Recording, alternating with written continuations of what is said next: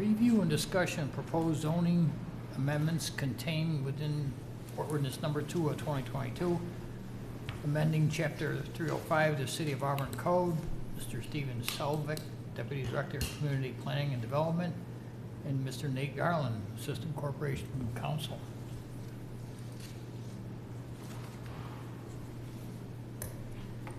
Good evening, Mayor, City Council. Stephen Selvik, Planning Office. Here to touch base on where we're at with this process of some zoning revisions. I was before the council back in May, end of May, to do an initial presentation with some of the overall broad ideas. Since that time, I've developed a red line document that was circulated to the council, I believe on the 11th, a couple weeks ago. Time's getting away from me a little bit. To start that discussion and get something out there for not only council review, but also ultimately planning board review, as well as the public at large. I wanted to take tonight to run through many of those red line changes. There's changes on, I think, 68 pages, so I don't necessarily want to hit every single one of them this evening, but I do want to capture some of the large ones before us. The council memo that I sent out this past week included a summary of those changes to kind of try to simplify what we were looking at, so that there was maybe an easier understanding of what was happening. And so I'll run through each of those sections, starting with definitions. The definitions, really, there's a couple changes for the agricultural processing plant, and then the major issues or changes are with respect to adding definitions pertinent to smoke shops. That was one of those things that has come up since that May timeframe that we are incorporating into the code at this point. Moving along to the use table, I'll make a note here that in this use table, what this really is a one location to go to for permitted uses that are contained within the body of the code itself. So I'll hit on any of the changes that exist within this table in each of the individual districts.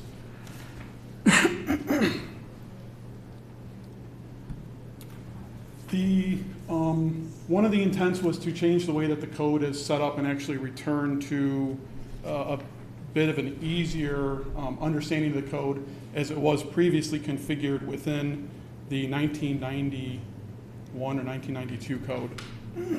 Again, not looking to change the intent of the code in this update, but really to simplify. So I'll bring your attention to one particular table. As you've noticed, there's a lot of red within these tables as you go through this section. But within the central commercial corridor, central corridor district, for example, what we had was a situation where in going through it, first off, we took the parking, we added it to this section, and we repeated that parking in each and every one of these tables.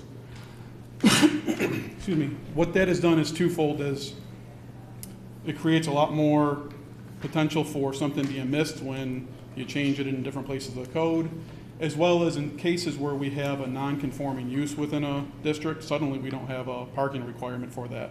So the last column here, the parking, the reason why you're seeing all that crossed out is it's been moved to the off-street parking section of the code.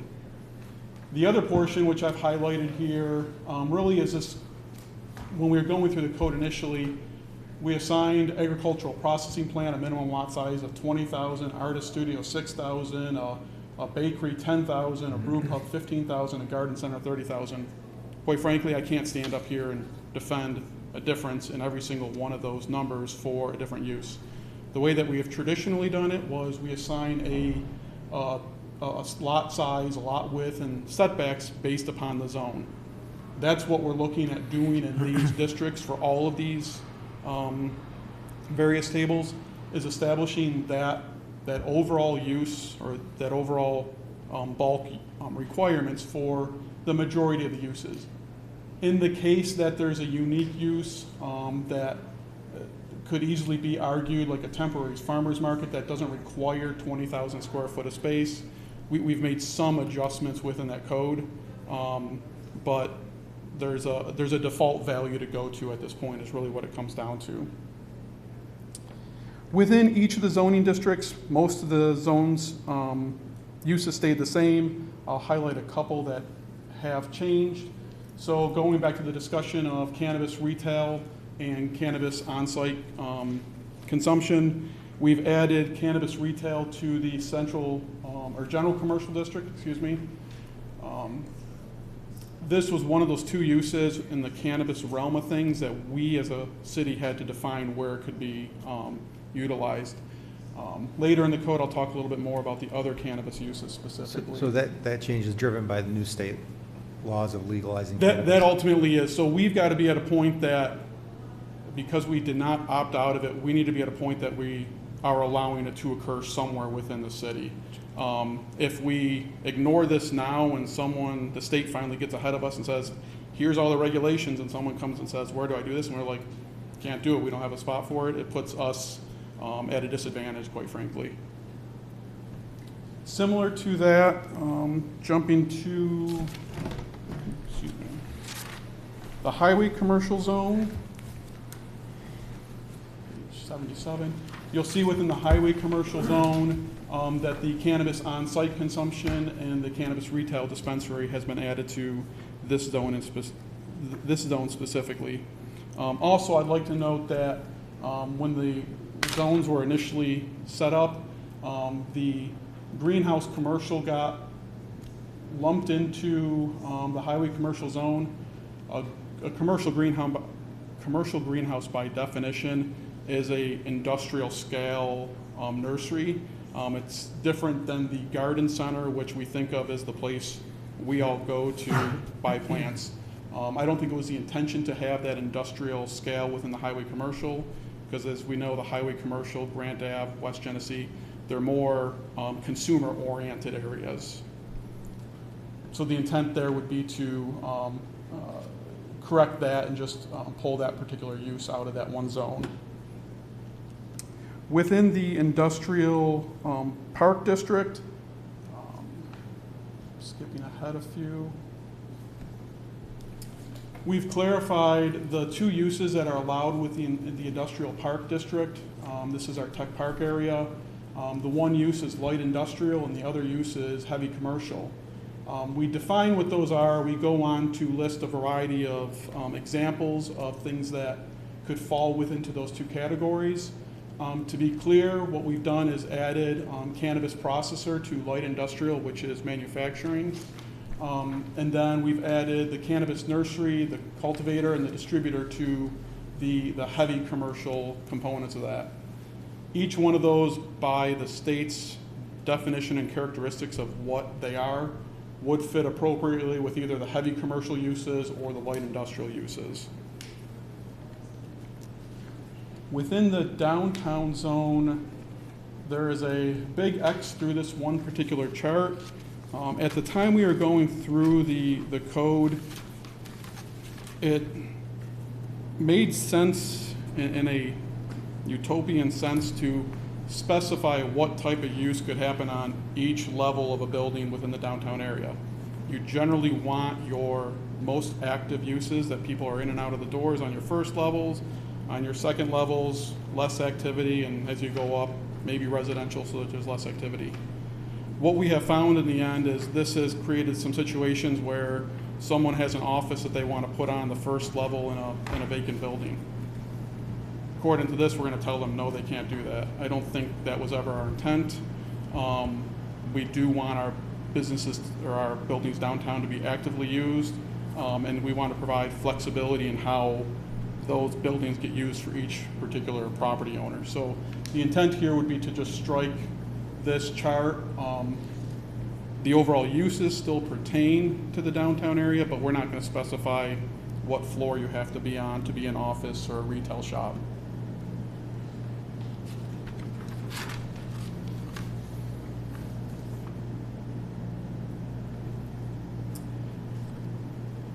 In section 30528 buffer areas, again, looking at the code that we had previous to this, buffers were part of the landscaping.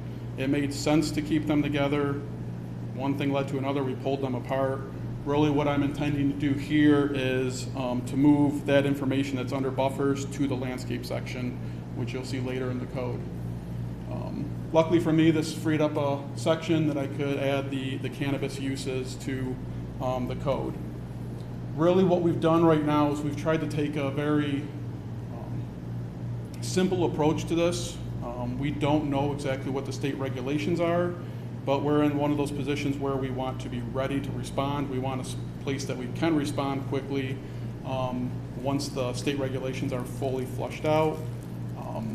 So right now we're looking really at some simple general regulations, and within there I've noted that the adult use license is required for anyone that wants to operate within the city. That's going to be a state requirement. I've also gone as far as starting to define some hours for the on-site consumption in dispensaries, 8 a.m. to 8 p.m. Again, any of these items that we see here, if council or the public at large feel significantly different about them, we can make those revisions, add, subtract, and go forward from there. With respect to limitations on location, you're going to see something like this quite similar to the smoke shop, proposed smoke shop information later. There's a couple items that are going to be state driven. They're in the legislation right now with respect to not being within 500 feet of a school or 200 feet of a house of worship. I have broadened these items out a little bit. That a dispensary won't be within, and these are specific to the dispensaries and the on-site consumption. These aren't our other cannabis uses. To avoid a situation where we have a significant impact of one use all in one location, the 1,000 foot of separation helps spread the uses out. The 500 foot, I've also added nursery school, daycare, and playground to those things. Again, these are areas where children typically congregate. I've also included 300 feet from single family, two family, or townhouse residential uses, really in an effort to help minimize any impact on these areas that might neighbor or border single family homes or two family homes. After that, there's this concept of the preempted cannabis uses, and preempted cannabis uses comes from the state legislation, and it states that the nursery, the cultivator, and the processor, as well as the distributor, fall under your current zoning regulations as to where they would fit if they weren't doing it for cannabis and they were doing it for anything else. So to bring clarity to that side of it, I've noted in there that the nursery falls under the uses of commercial greenhouse and heavy commercial. The cultivator is heavy commercial and urban agriculture. The processor is light industry or light industrial. And the distributor would be heavy commercial or distribution center. These align with what the intended purpose of those uses are.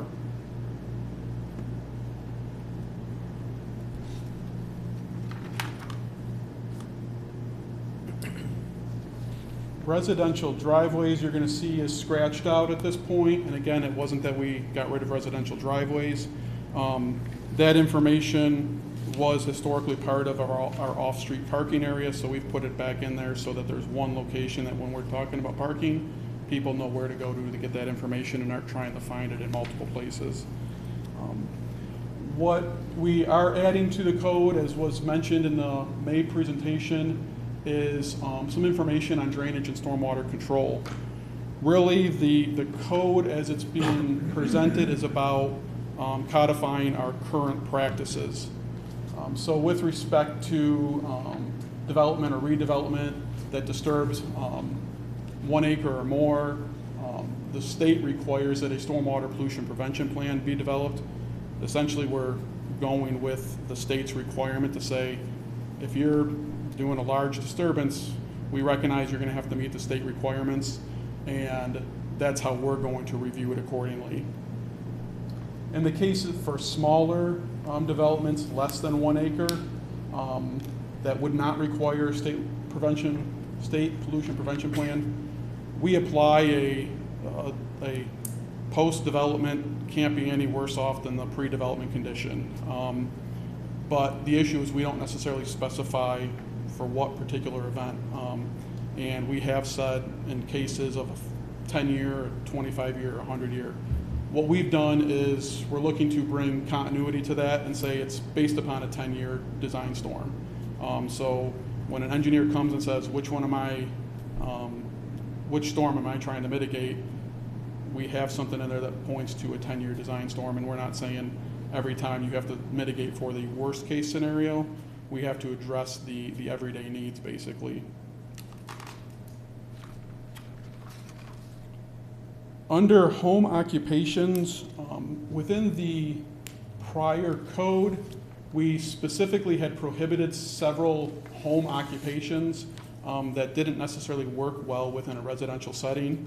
We lost that prohibition when we went over to this new code. I want to, again, this idea of bringing clarity to what we're looking at is call those particular uses back out, being an animal hospital, kennel, motor vehicle uses, auto repair shops, things of that nature, restaurants or nightclubs, and the sale of retail goods. What I've also added that cannot be a home occupation occurring within a person's residence or from a person's residence is the idea of the tobacco, the vape, or the adult use marijuana related uses. Mr. Salve, is kennel defined in the code itself? Kennel is defined within our code, and we did look up kennel, and it talks about the boarding of cats and dogs. What's not defined in that particular item is with respect to whether or not it's a commercial operation or if you're doing it out of the goodness of your heart, whether or not that's a kennel. It seems to me the take on the kennel as we're getting into it is if you're housing cats and dogs for any reason of income, that's what fits within our code right now. If it's by the goodness of your heart, then I'm not sure how we specify that quite yet. And I know that's a Do you think topic now's the time to kind of hammer that out? Yeah, I think it's definitely, we could add that to. Because I think I know we limit the number of dogs a household can have. I don't think we do that for cats. Not that I'm Maybe aware. we need to define that, and then anything Okay. beyond that, to me, is a kennel, whether you're Yep. doing it for profit or out of the goodness of your heart. And I think one of the concerns we've heard in terms of kenneling in a residential district is if these animals are roaming, and the impact that's having on neighboring properties. No, I appreciate that, and I think I'll work with Corporation Counsel on that. I think if we set potentially, your suggestion I really like, a number of animals, and above that, we're going to define it differently than it being your personal pets. I'll work with counsel to make sure that's not going to get us in hot water somewhere. Yes, and I've been thinking about this as well, and obviously from constituents that are concerned about animals' welfare, and also the overcrowding of animals within properties. I know there have been in the recent months nuisance properties that have had a lot of animals in there, and there's no means for code to address that. So I do think of putting a number on. Now I know that current local law has it that the council that a law can't be made regarding cats. Clerk, you had mentioned that a while back. But I would say, there's options where we could either, I know that there's some place like Lockport has maximum of cats or dogs. So the other way, and again, Corporation Counsel, if you could consider options, what the city council can do. I was thinking if the language was, and this was guided by the American ASPCA, that any more than 12 domesticated animals is excessive. And I think that number's high in and of itself.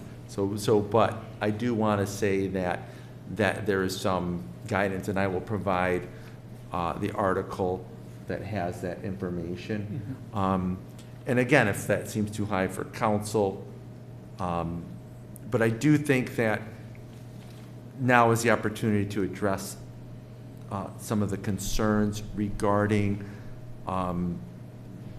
the boarding of multiple domesticated animals that basically damages the property and can be in violation of codes relative to what it's like in other cities. And it does give, I think, the codes department, when they come upon this properties like this, where there is the animals aren't being taken care of properly, and there's more than that can be taken care of, it gives codes an opportunity to do something based on what we pass here. So I just want to make sure that this is, and I know I'm glad that Councilor Giantino brought this up, and so if kennel can be defined one way, but also a structure that deals with boarding animals, but that is non-commercial, that could be defined too, and that, and if there's something out of code there, out of the, if there's an excessive number, then that is also out of code, besides being a kennel in a industrial district. That's allowed, Yep. Like the ASPCA or the SPCA, but I just want to make sure that these are being addressed, and if we could see what our options are post this red line. Yeah, certainly, and that's I appreciate the comments and the input, and the concept of boarding and a number of animals that you're boarding. So even I think we can try to work through some language on that side of it. I think the home occupation section helps start that conversation of saying, you're not going to tell me you're living in your home and I'm going to run a kennel out of my home. So we can put that one right aside and quickly get out of that. But I think a bit more in the definition, as well as clarity for number of animals and things of that nature, we can work through and come back with something as part of the final changes for sure. Great, thank you. Mr. Sullivan, along the same lines, I'm in agreement with council here in regards to numbers. Should there be a mechanism as to how the overage would be removed, taken care of? What is that part of our job too, or we want to stay away from that? I'm going to say that I understand, no one wants to get into this, but at the same time, you go to a homeowner and say, you got 27 dogs here, you're only allowed 5. Well, and they say, well, great, what do you want me to do with them? So, I'm looking for some help. One of the constituents that has been approaching council has, this. I think if this is rolled out in a way, there may be a grace period for some people that are in. Understood. But there may be some people that are resistant to this. Really, I mean, I think it's, given some time frame. I'm not worried about the time frame, and please take it the way I mean it. We tell these folks, okay, you're only allowed X number of pets. So we give them 30 days, then we give them 60 days. But there's no mechanism that I'm hearing to saying within so many days, you have to do something with those pets. And say, okay, what do I do with them? I think we need to help our citizens to find a way to, I don't want to use the term dispose of these animals, but find, a place for them. Rehome. Yeah. Relocate. Send them to Relocate. Counselor Cuddy's house, Relocate. that's fine. But, we have- Relocate. I think we have to look at both sides of it, limiting them Yes. and what happens when there's an overage. I definitely appreciate that Yes. as well. From the zoning standpoint, I think we can look specifically at the use, and then we'll have to go that next step of figuring out how do we actually address the issue once it occurs, and how is it corrected, and what guidance can we provide? Okay. I'm just looking for some guidance if and when it occurs. We appreciate that, Mayor, because we sometimes spend a lot of time with, there's a violation of our code, and how do we make people, or how do we remedy that? So definitely appreciate that. Well, the code is very good at telling us what we can and can't do, but Mhm. what happens if you go over the line? Where do we go from here?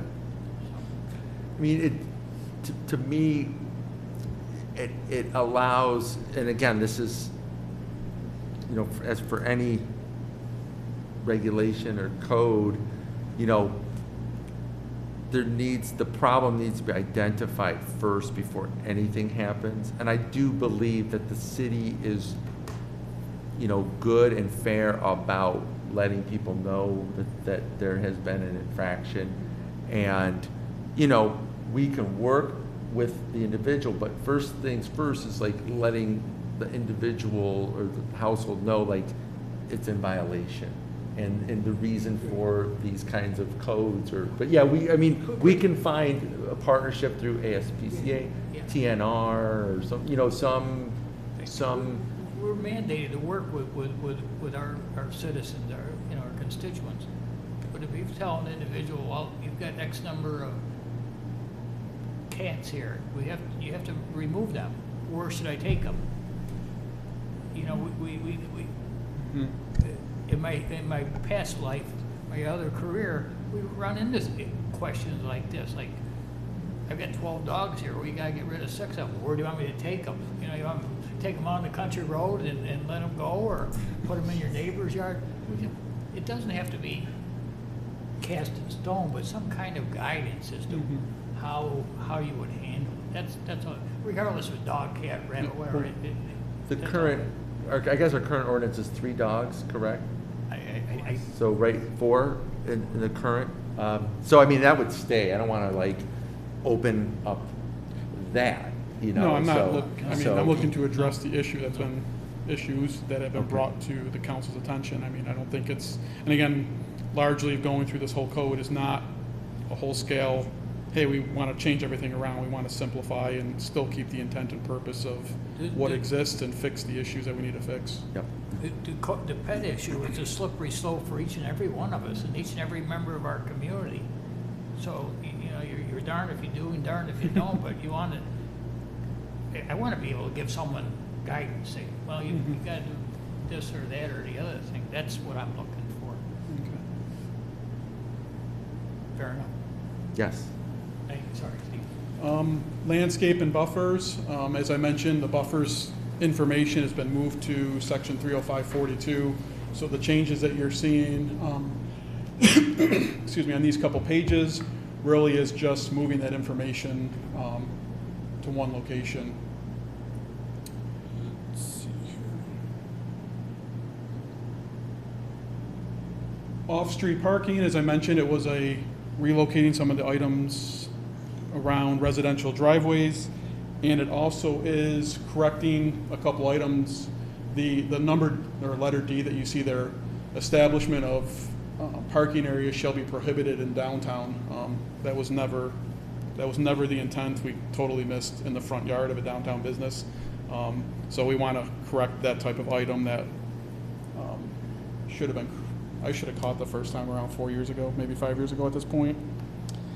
Additionally, this is where we have moved the parking uses too. So if you need to know how many parking spaces you need for any particular use, you go to one location. It's not contained in 7 different tables throughout the rest of the code. It's centrally located so that no matter where you are, and if you want to do a garden center, you know that you're going to need 1 for every 2,000 square feet.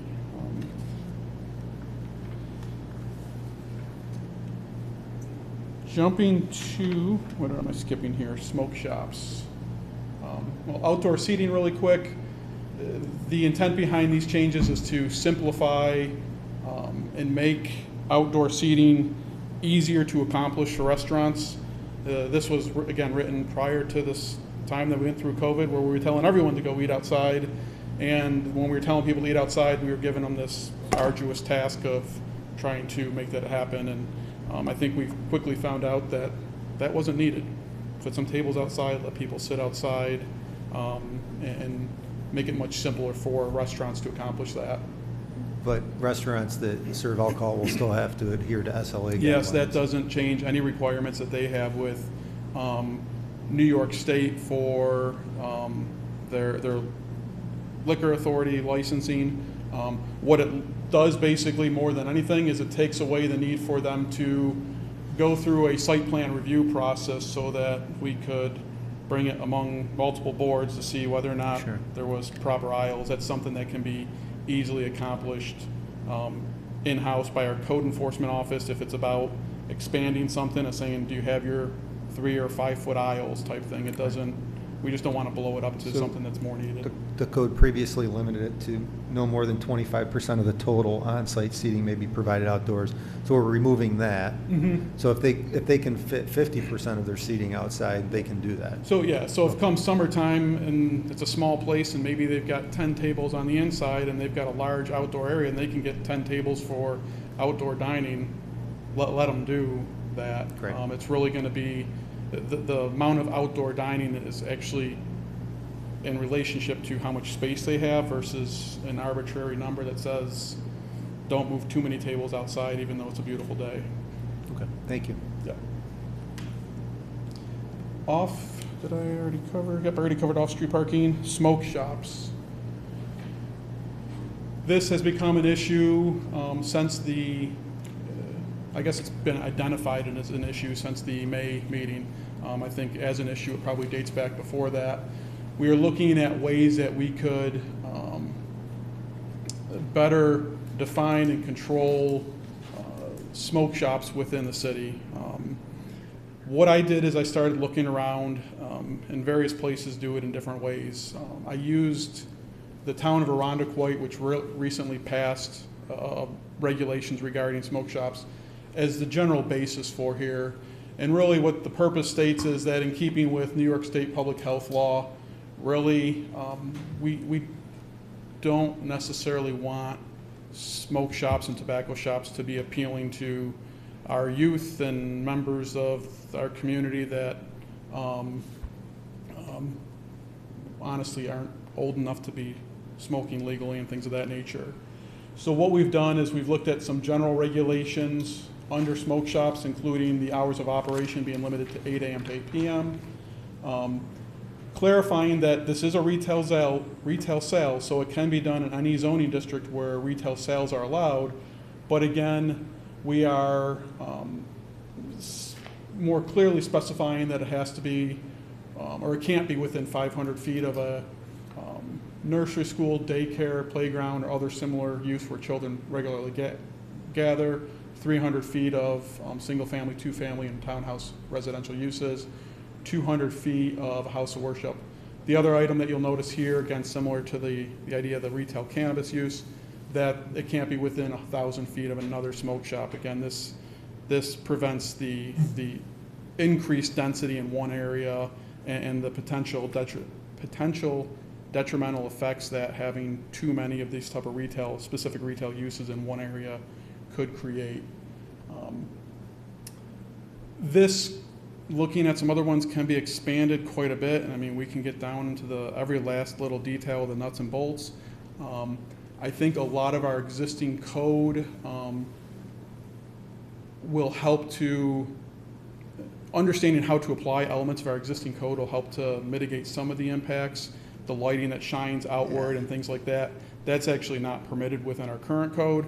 So that's a function of clearly seeing how our existing code can be used to address some of those particular issues. Yeah, I would like to, if you could send us what that code is or where it is. Yep. You know, the thing is, like, I don't want it to, you know, when I was a kid, the Marlboro Man was at the ballpark, right? Like, I don't want that. Right now, it looks like a carnival when you drive by there, and the lights are flashing. I don't even know how it complies with regulation, state regulation, right? Because you can't advertise tobacco like that. So I don't even know how they're in compliance with any state laws. So with respect to that side of it and the flashing lights and the celebration of tobacco and pipes and whatever else, that's something that's not within this code that I had noted down here, that I think that's another regulation that we have to figure out how to specify within this code, that these lighted signs that are functionally advertising are eliminated or somehow limited within, that are readily viewable from the public right of way and things of that Right, nature. so I'll give you the example.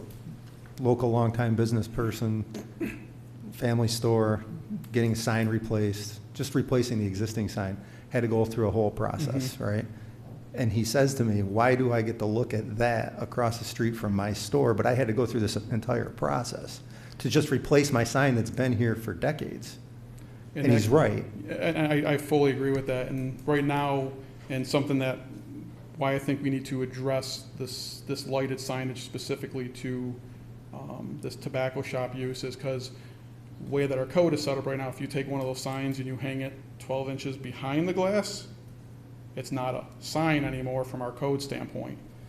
Obviously, they're readily visible.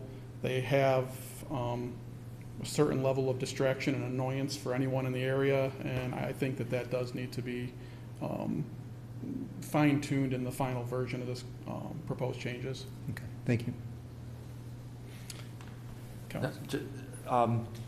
Also, has lumens ever been a kind of metric to determine, appropriateness? Just so that there isn't like, is that something that can be used? Or Within our code, we actually do have regulations that require a certain level of foot candles, the actual illumination, to be at the property line, and it's like a half a foot candle. The problem becomes twofold. A lot of times we're finding these stores are going out buying whatever lights off of Amazon and throwing up there, and they're up there, and by the time we get the complaints and try to go out there and address them, oh, they're off right now. Oh, okay, well, what happens when they come back on? So we are working through that. We do have some of those regulations that, quite honestly, we just need to get better at being able to enforce.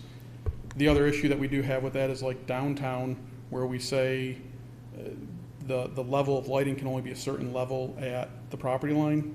We have street lights up and downtown, up and down the road. So to be able to say that light level is because of that store and not the street light behind us becomes difficult. So we need to look more intently at the code in terms of glare and things of that nature, where there's an impact on human perception, basically, of something shining at you and it's causing issues because you look up, you see that, you look back, and suddenly you don't see where you're driving because of the glare that's created from that. So that'll definitely be, I think, part of this lighting and signage for Some of them shops. too are using flags they're putting on the front of the building to say Okay. smoke shop on them too. So, I mean, maybe we can limit the number of times there's signs on one business that says smoke, right? Yeah. Like something as simple as that. Yeah. So I think signage and lighting and things of that nature, we'll look at the code as a whole, but I think we'll pull items out and clearly specify them within the smoke shop regulations that we're looking at. Are there any stipulations on a van or a box truck with advertisement on it parked in the parking lot for the business? There are not. We've been through this a variety of times. Because it's a licensed motor vehicle that moves, we've typically not regulated them under zoning code. I'll have to look, I guess, a little further into that and see what we can and cannot accomplish on that side of it. But it's not something that someone's going to come and pull a building permit for their lettered truck or trailer or whatever it They're might gonna be. try to do it illegally, and they can probably get just as much advertisement off Yeah. that if not more, Okay, since it's not going on a building. okay. So yeah, we'll look at a few of those items with respect to smoke shops specifically and try to tighten up some of those general regulations. To touch finally, I think, on the general guidelines as they relate to site plan review. We've helped to more clearly specify when major site plan review versus minor site plan review is required. And really the primary thing that we've done is looked at the design review committee's role. The design review committee is intended to be an advisory committee. The way that the code is written, it gives them an approval authority, which functionally they become kind of a quasi public body at that point. We had not intended to do that. I think the way that it got written up, it could be interpreted that way. We want to make sure that the DRC can continue to serve as this advisory role, looking at plans, looking at site plans, guiding the planning board, providing input to code enforcement and our fire inspectors and whomever else might have an issue, without suddenly becoming a public body that's holding public meetings, because that was never the intent. It is specifically a group of departments that get together and have discussions about whether or not something is compliant and provide some guidance to the planning board. I want to touch base on one other item that was included in the zone revisions. While we were going through this process, the owner of 6 Lexington Avenue had reached out to our office about the potential of rezoning the property at 6 Lexington Avenue. So we are along Genesee Street here. This is Tops. Is this Rite Aid or Walgreens now? One or the other. Of course, across here we have our plazas. We have a highway commercial zone that runs up and down Genesee Street. We have one extension which actually was, I think, most recently Susie's Tavern, that is zoned residential. The request was to rezone that particular area to be consistent with the zoning along Genesee Street. In my review of it, looking historically at zoning maps, this site actually, part of it was zoned residentially, another portion was zoned commercially. At whatever point in time after 1988, it was all zoned residentially, although there was a commercial use on it at that time. My recommendation would be to be consistent with the zoning along that section of Genesee Street. And while we're going through this comprehensive look at our zoning code, to include this particular amendment as well. The owner is hopeful to be able to redevelop that right now. It's been vacant without much interest in it because you have a former commercial structure in a residential district, and anytime he asks, what can I do there, we tell him nothing, which we end up with a vacant structure sitting there that's underutilized. So I think this would help bring continuity to that area, as well as ideally put that structure back into an active use. Steve, is that the southeast corner of Lexington and Genesee? It actually, yes, it runs from Lexington all the way to Kensington, so it's that block there.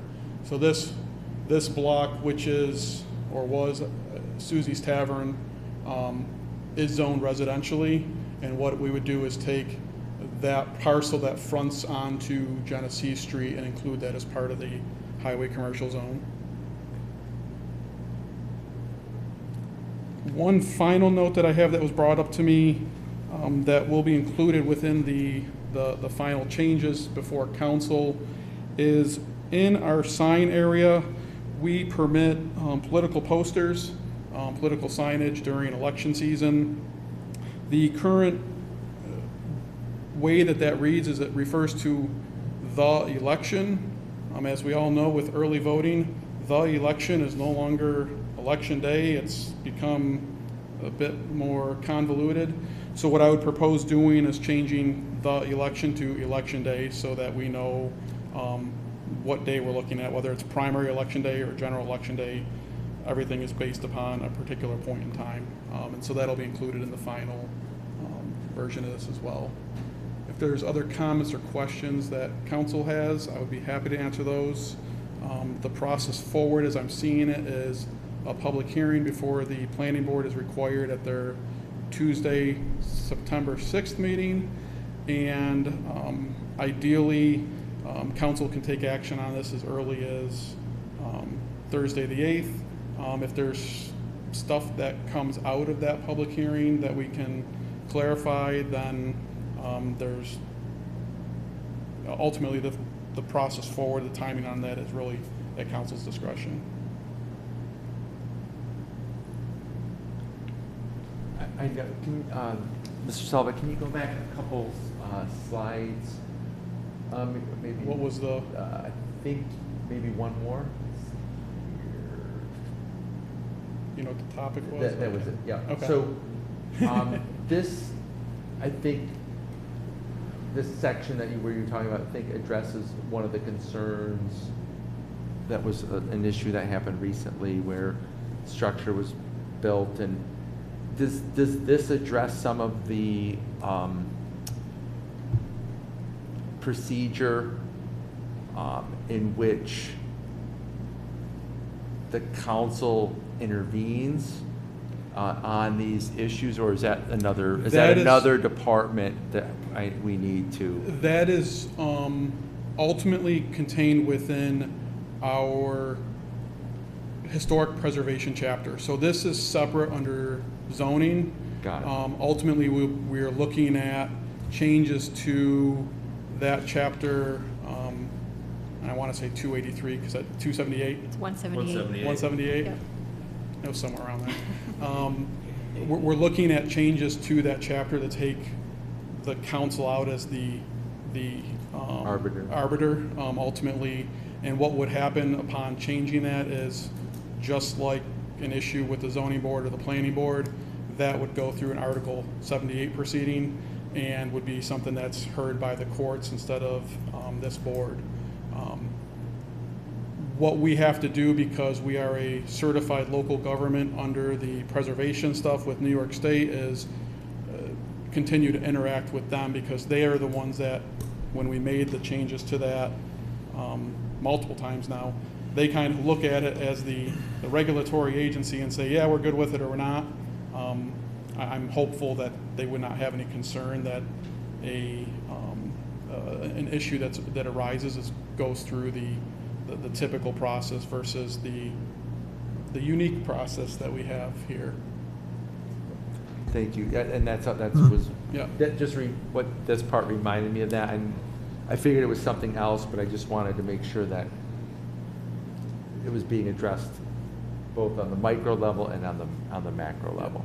I think we are currently working through that with Corp Counsel and our department, because we both have our hands in the pot, I guess. The second component of that came up was if somebody goes to HRRB and then goes to zoning, that it doesn't get portrayed to the homeowner, do you want to go back to HRRB? Because that's what happened here, right? They were given the option of going back to HRRB, and the homeowner said, well, no, I don't want to go back to HRRB. I think one of our concerns was making sure that process was shored up so that zoning, planning, HRRB are all on the same page if they're intermingling on a project. And that's certainly a communication item that we are cognizant of and working through to make sure that the homeowners and or developers understand the roles of each board in their approval, and understanding how to navigate those items. So we don't send someone out there and say, hey, just go figure it out. But there are obviously times where that communication has been missed. Within the code itself, there actually is a requirement of a site plan item or a variance item. If it's within the historic district, it has to be referred to the Historic Resource Review Board so that they have the opportunity to determine if there's a impact to the historic resource. It's a process, it's a communication issue that we are determined to make sure it doesn't happen again. Thank you. That's it, Council. Thank you, Steve. Thank you, everyone. Thank you. I know many discussions we've had in council over the years have been addressed or have been tried to be addressed by staff. So that's appreciated.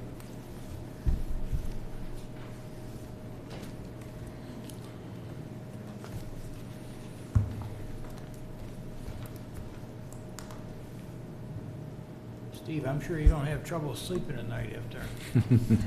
This is the stuff that I read. I can't read a novel. It's a sickness.